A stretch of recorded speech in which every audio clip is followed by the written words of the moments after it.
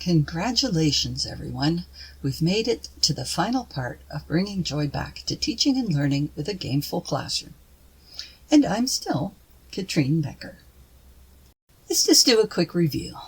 In part 1, I gave you a bit of my background and how Raguelu's theories underpinned what I came to do. Part 2, I discussed my 4 C's of gameful learning. In part 3, we talked about the implications to both the instructors and the students of this kind of approach. And now we're going to look at some actual examples of how this was implemented. As I've told you before, I like to use graphics to help me organize my thoughts. And since I'm an instructional designer, one of the things I like to do is to create instructional design models. And this is the one that I did to help me work out my gamified approach to designing courses. Instead of going through this model in the abstract, I hope you'll get an idea if I go through an example using it. Now, it is important to point out that, as far as I'm concerned, instructional design models aren't really meant to be followed like a Bible. They are intended to be used as a guide to help you keep your ideas and your approach and your work organized and so that you don't miss things. I'm not going to go through the needs analysis and the definition of the instructional objectives. In formal institutions, you are rarely given the chance to make those up yourself. You are told what the course is supposed to be. And that's often the case when we are building a course for something. So I'm going to jump right to the learning path.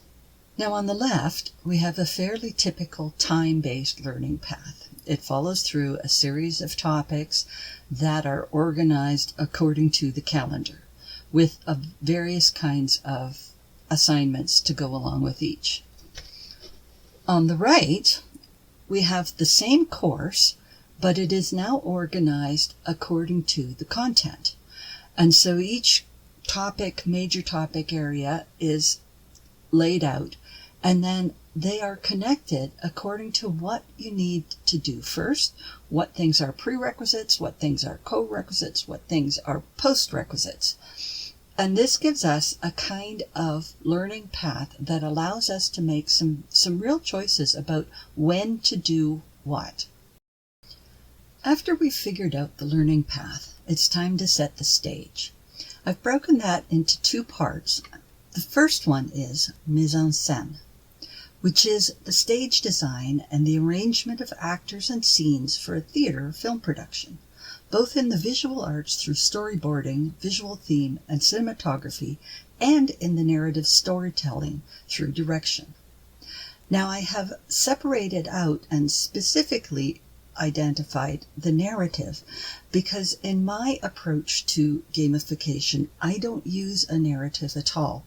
Now that's not to say that there's anything wrong with that, but I have found, generally speaking, that if you superimpose a narrative that doesn't really fit the course or the course material, it really seems awkward, and you are likely to lose as many students as you are to engage.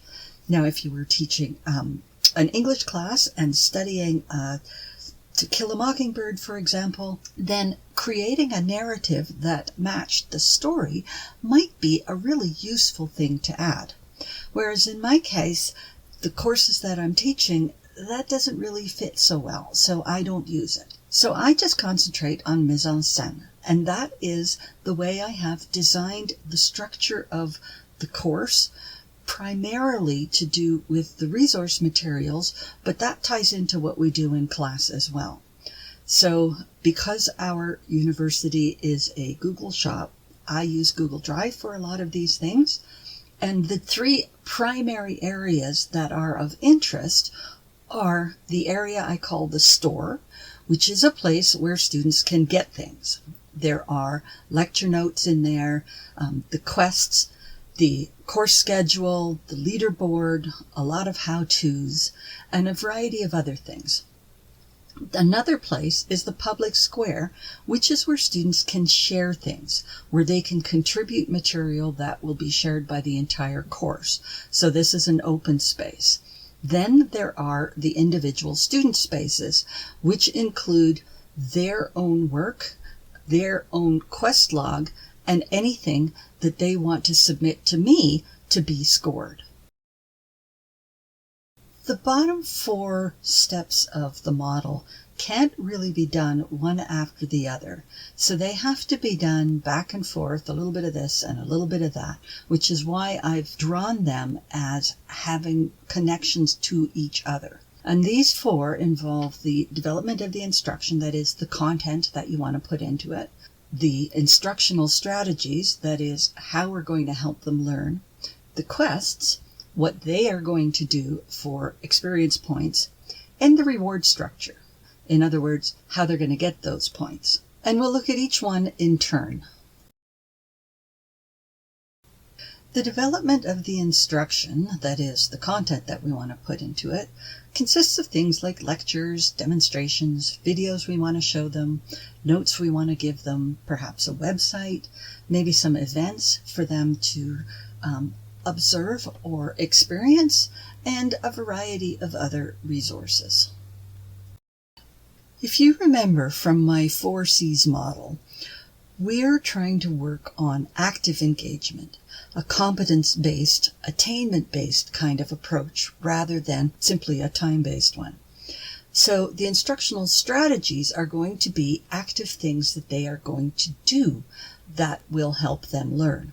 And these include things like various creative activities, building things, writing things, reflecting on other things, doing analyses of a variety of things, peer review, quizzes, and possibly doing some sort of research.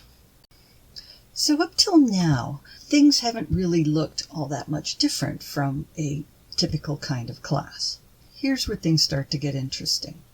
Before I go on to explain this, I'd like to make a note about the vocabulary I use. The vocabulary I use tends to be very game-oriented. This is absolutely not necessary.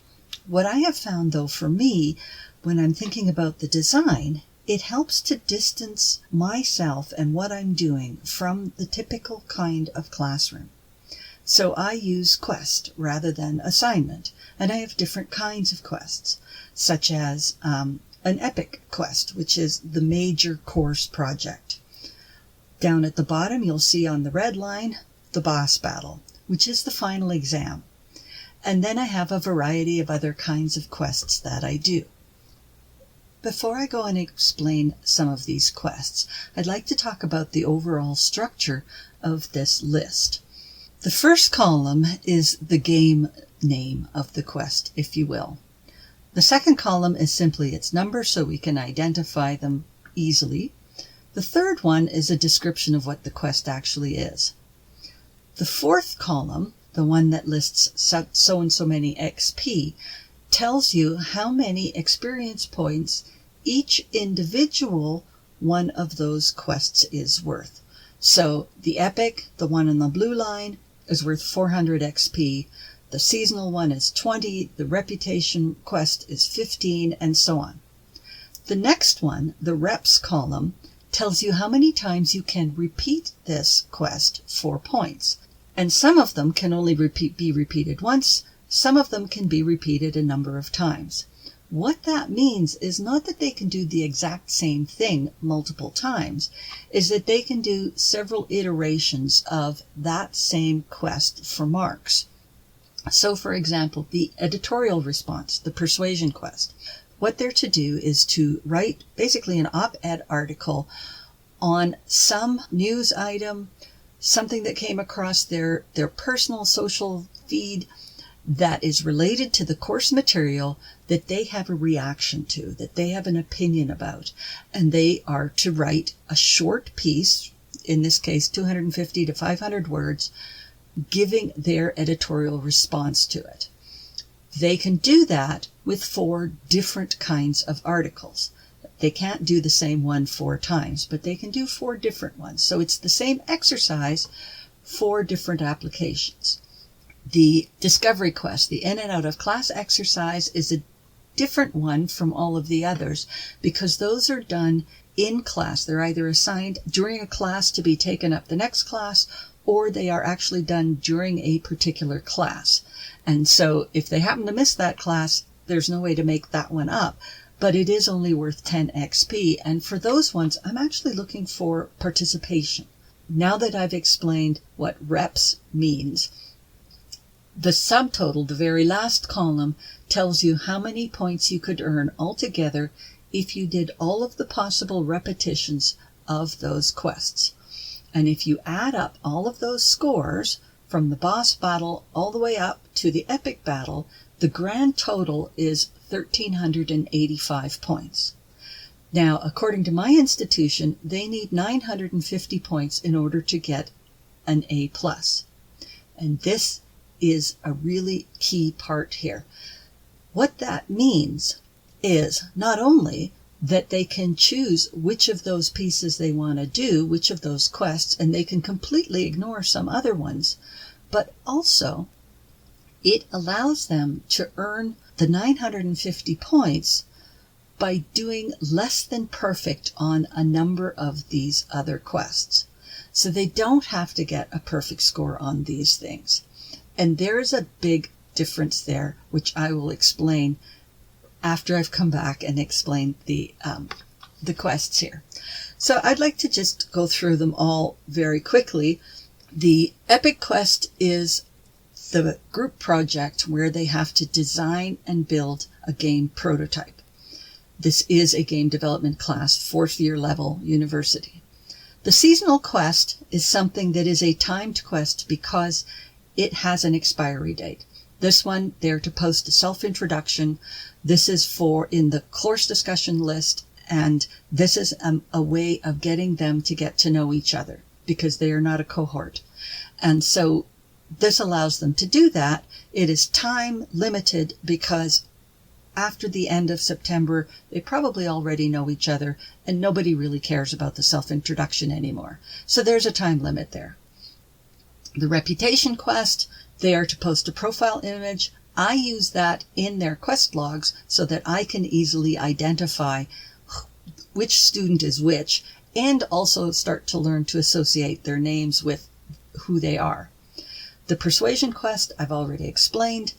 The talk to quest is when someone responds to a post that someone else makes. So the persuasion is done in a discussion group on a post, and someone else can respond to that, and they have to do something better than just, yeah, I agree.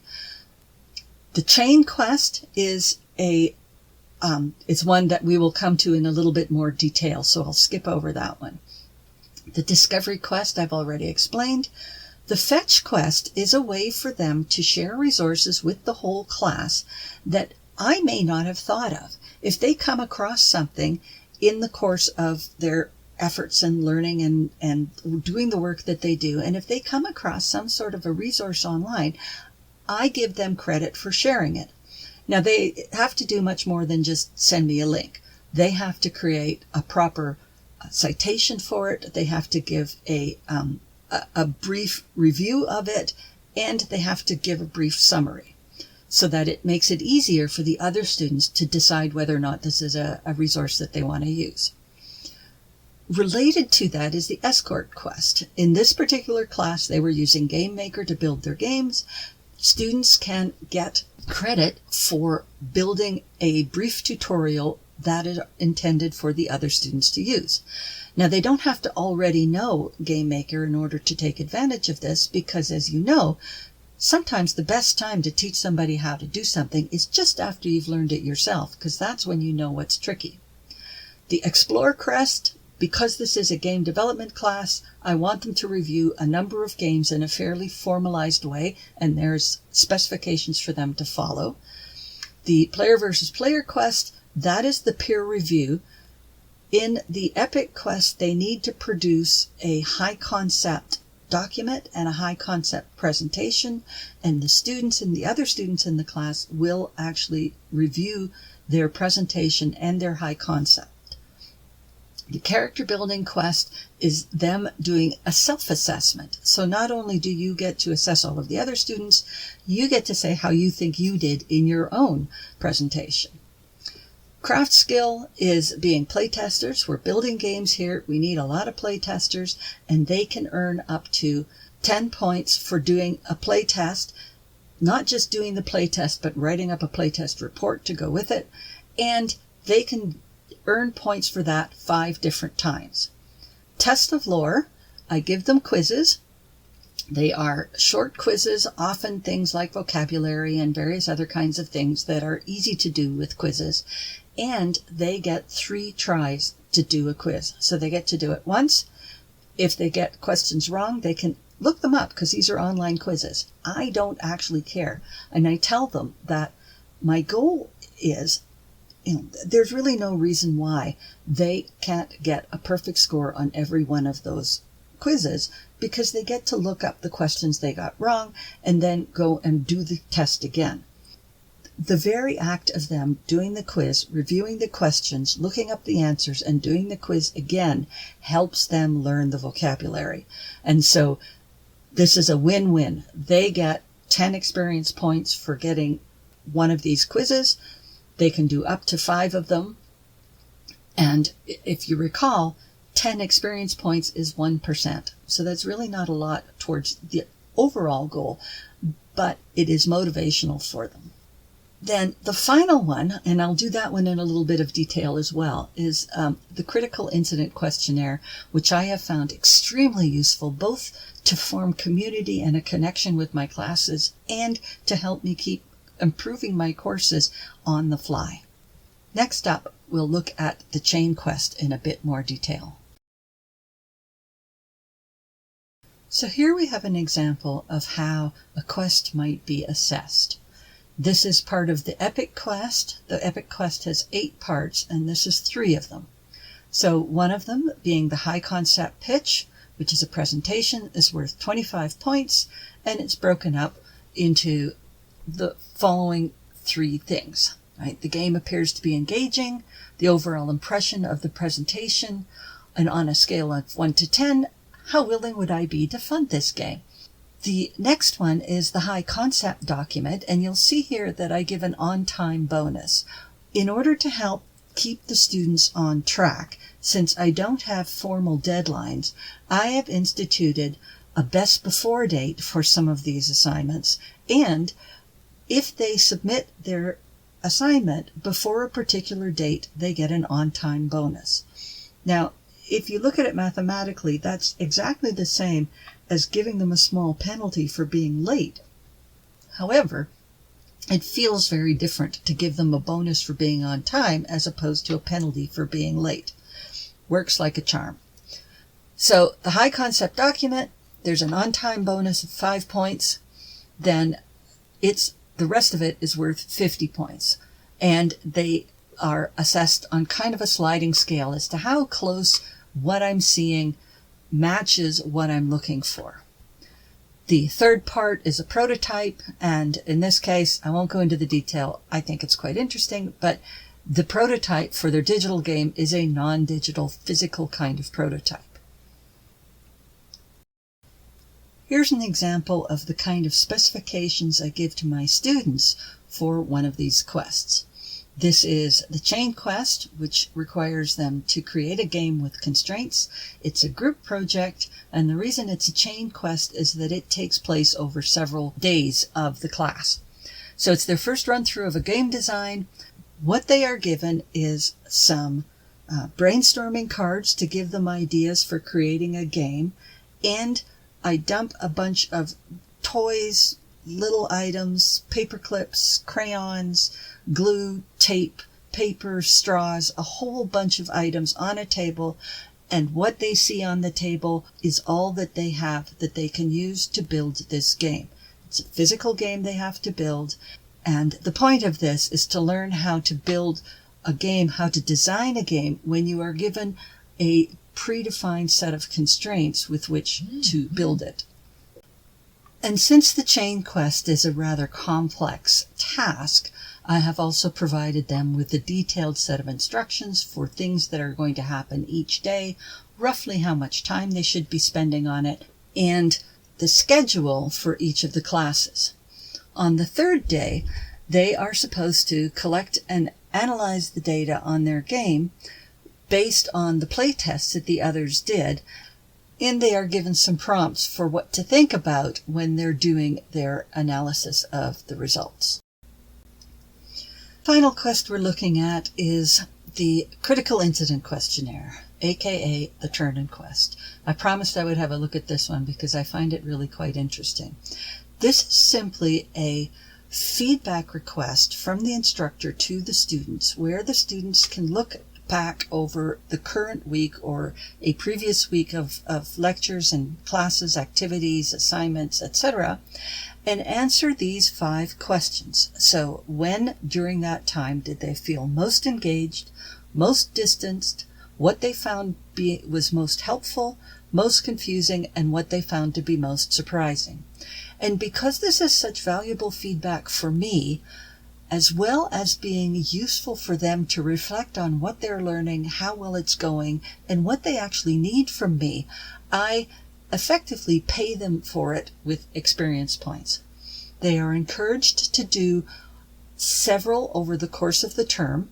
They can do up to 4 per semester for points, and I have included a suggestion for submitting 1 per month, so they will get a 2-point bonus if they submit them once per month. This is one of those things that does actually take some time for the students to come to trust you enough to be honest with their feedback. I have found that this is a really great way to build a bond with your students and get them to trust you and give you valuable feedback so that you in turn can adjust classes as necessary, can repeat information if a number of the people found it unclear, and help them along. It makes them feel like they are being heard during the class, unlike the student happiness questionnaires that are usually done at the end of a particular term. They don't help the students that were in that class at all. They may or may not help the next batch of students. This one helps the students in your class right now. Now, before I wrap up, I want to take a moment or two to talk about the high flyers versus the sloggers. In higher ed, we almost exclusively reward the high flyers, especially with the way we set up our grading structure with compartmentalized marks. That means they have to do quite well on every single part in order to get a really good mark in the class. Now, this does not allow for another kind of student that is largely unrewarded and unrecognized in higher ed, and those are the ones I call the sloggers. They're the ones who will keep at something until they get it good enough. These kinds of students generally are what end up being our C students, but they're not necessarily any less capable or have any less potential than the high flyers. They often just work differently. With the way that I have set up my scoring, these students can also earn A's, but they do it in a different way. Rather than earning a really high score on a few items that they submit, they will earn an average or a reasonable or a decent score, or even a lower score on a large number of things that they submit. So the high flyers get high marks by getting high marks on a few items. The sloggers get high marks by doing well enough on a whole bunch of things. And if I were putting together a game development team, for example, I would want a couple of high flyers on my team for sure. But I would want the majority of my team to be made up of the sloggers, the ones who will keep at it, the ones who will doggedly approach a problem until it is good enough. And those ones get rewarded in this class. They get A's and A pluses just like the high flyers do. The last piece of my course I want to show you is the leaderboard. My leaderboard is an anonymous one. That is, there is no way to attach an individual student with the scores here. This particular one shows the progression of grades across an entire semester. Each column represents a different point in time, and each row represents a student's score, not any one particular student's.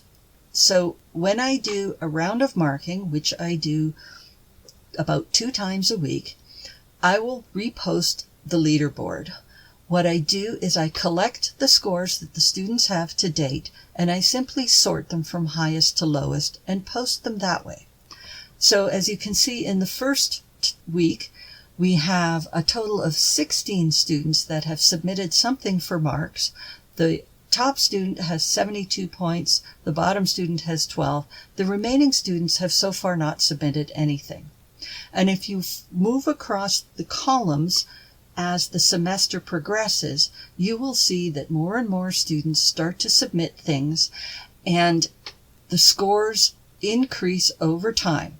Now, what I have done also is I give my students a suggestion of how many points they should have at any particular time in the course to give them an idea of whether or not they're keeping up or falling behind. What I found particularly interesting with this kind of an approach is, as you see towards the end, the scores are color-coded, so if you can't see the actual numbers, it doesn't matter so much.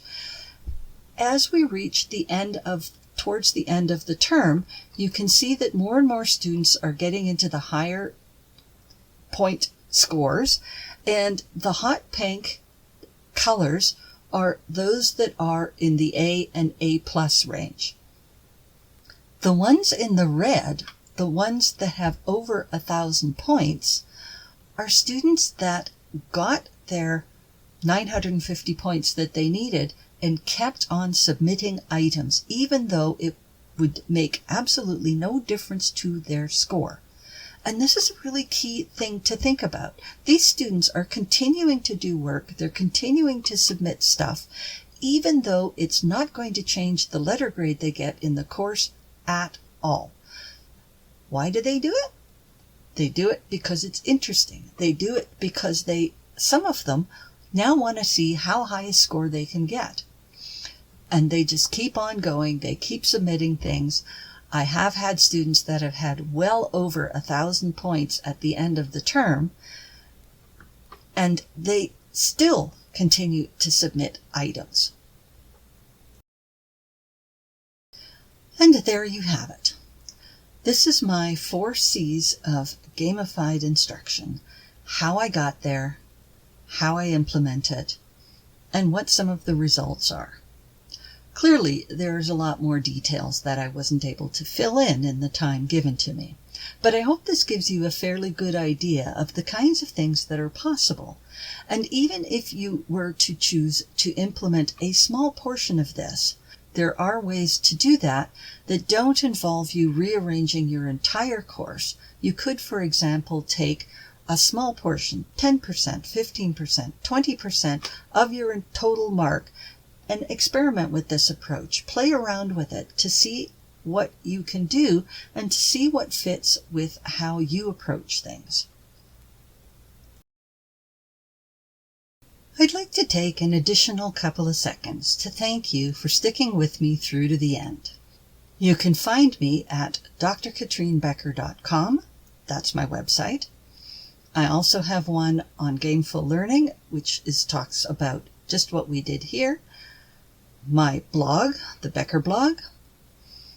GeneRummy.com, which is a website devoted to a card game I developed, a physical card game about learning Mendelian genetics using rabbit coat colors. Magic Bullet Games, which is a website that goes along with my book, Choosing and Using Digital Games in the Classroom. And then my first book, The Guide to Computer Simulations and Games, which is available on LeanPub. Thanks again so much for paying attention and listening to my talks. Bye-bye.